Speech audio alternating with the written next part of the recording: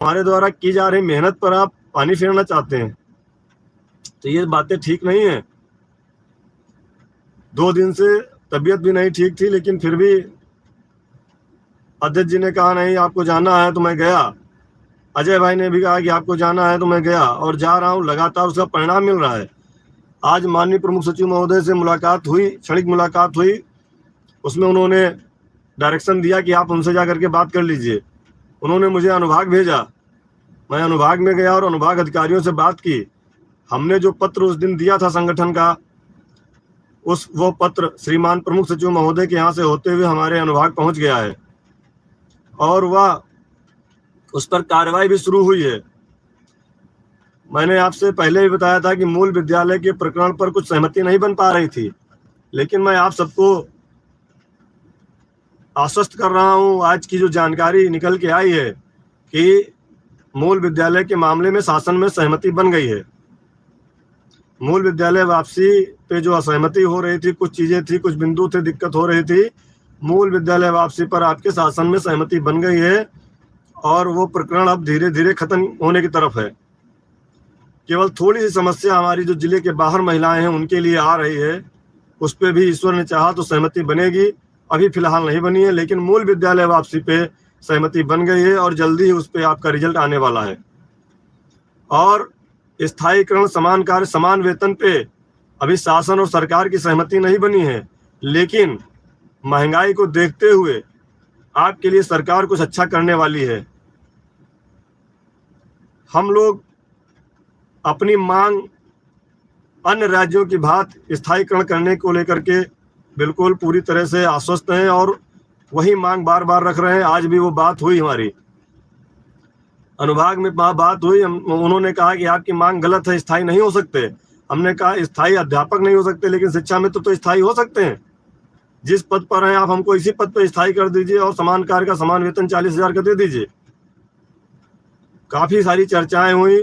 पूरे जो पहले से प्रस्ताव बना था उस प्रस्ताव को उन्होंने निकाला, हालांकि मुझे नहीं दिखाया, लेकिन उन्होंने कहा कि प्रस्ताव आपका अच्छा बना है और माननीय मुख्यमंत्री जी अगर इसे ही पास कर देंगे तो आप सारे लोग कम से कम अपने जीवन यापन को कर सकते हैं।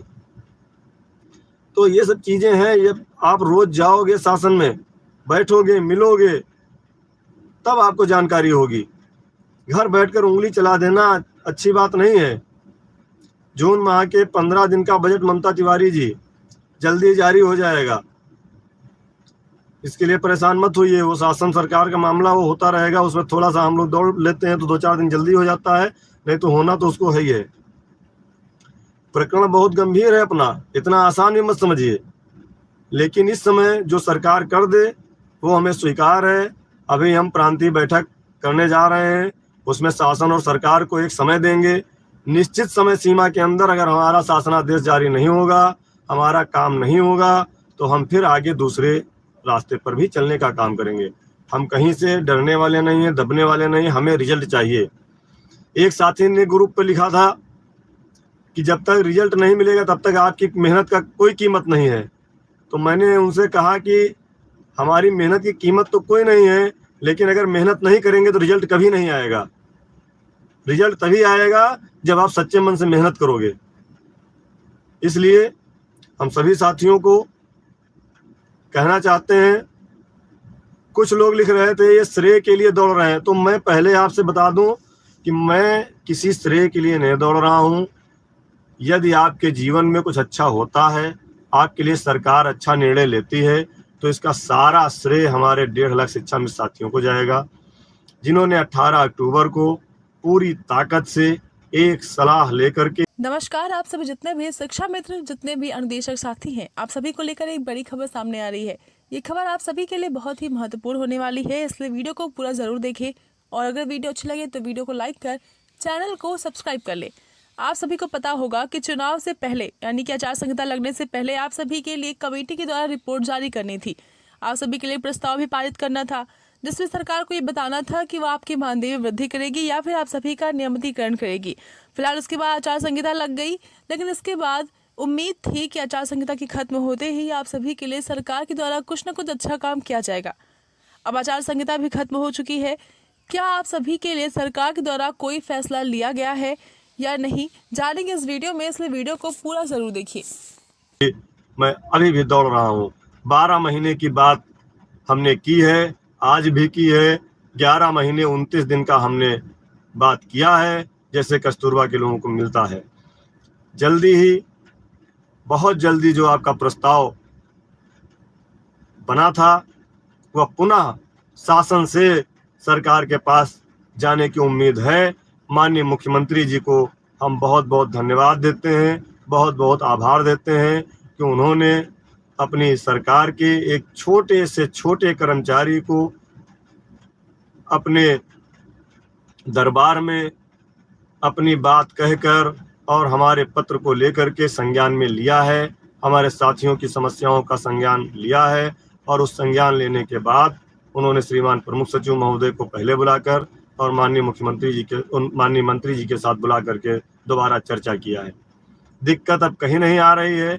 अब माननीय मुख्यमंत्री जी और माननीय मंत्री जी और शासन के बीच में बात है, जो भी होना है वो जल्दी होगा। और 15 जुलाई से जो उपस्थिति वाली बात को लेकर के कुछ लोग लिख रहे थे, ये लिखना गलत है। हम सरकार के कर्मचारी हैं, सरकार ने जो समय निर्धारित किया है उस समय हम विद्यालय जाएंगे, शिक्षण कार्य करेंगे। हाँ, अपनी समस्याओं का समाधान करने का भी हम निवेदन सरकार से कर रहे हैं कि हमारी समस्याओं का समाधान जल्दी हो जाए। इसलिए आप सभी लोग परेशान न हो। जो भी चीज़ें हैं आपके सामने हैं। मैंने कई बार कहा कि मैं झूठ नहीं बोलता हूं और ना ही झूठ बोलूंगा। आप लोग पूरी तरह से सच को स्वीकार करना सीखिए। कोई झूठ बोल करके आपको लूट ले जाता है, आज वो भी हमसे उम्मीद लगाए हैं। हमने कल एक पोस्ट देखी, बहुत बड़ी, जो कोर्ट के नाम पे आपको ठग के गए, उनकी बहुत बड़ी पोस्ट देखी और वो भी उम्मीद हमसे कर रहे हैं कि हम धरना करें।